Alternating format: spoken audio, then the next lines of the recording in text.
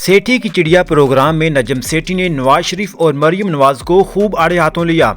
उन्होंने कहा कि इमरान खान सरेंडर नहीं करेगा, नवाज शरीफ से सीखना चाहिए। नवाज शरीफ को इस फौज ने 2 मरतबा निकाला।